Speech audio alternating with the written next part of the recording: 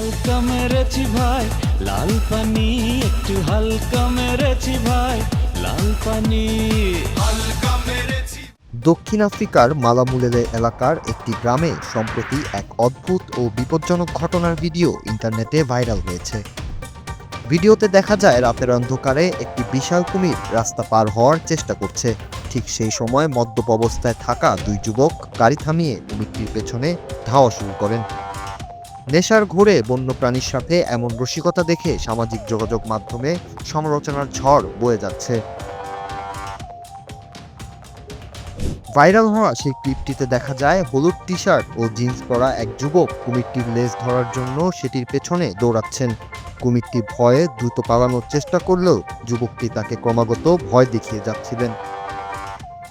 অন্য এক যুবক গাড়ি নিয়ে পেছন থেকে হেডলাইট জ্বালিয়ে পুরো ঘটনার ভিডিও করেন এবং কুমিরটিকে তাড়া করতে উস্কানি দেন।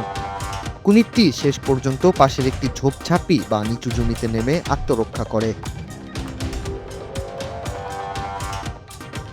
এই ভিডিওটি এক্স হ্যান্ডেলে শেয়ার হওয়ার পর থেকেই কয়েক লক্ষ মানুষ এটি দেখেছেন। নেটিজেনদের অনেকেই এই কাণ্ড দেখে ক্ষোভ প্রকাশ করছেন। কেউ কেউ বলছেন কুমিরটি একবার ঘুরে দাঁড়িয়ে আক্রমণ করলে এই মরণ খেলা মুহূর্তেই শোকে পরিণত হতে পারত। বন্যপ্রাণীর সাথে এমন আচরণ যেমন অনৈতিক, তেমনি মানুষের জীবনের জন্য এটি চরম ঝুঁকির একটি উদাহরণ।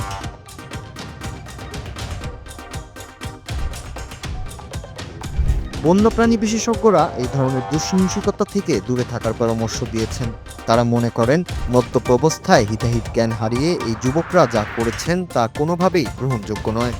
রাস্তাঘাটে এমন বন্যপ্রাণী চোখে পড়লে ভয় না দেখিয়ে বরং যথাযথ কর্তৃপক্ষকে খবর দেওয়াই বুদ্ধিমানের কাজ।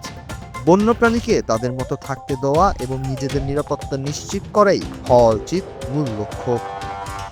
Raju, Bangla TV, news desk.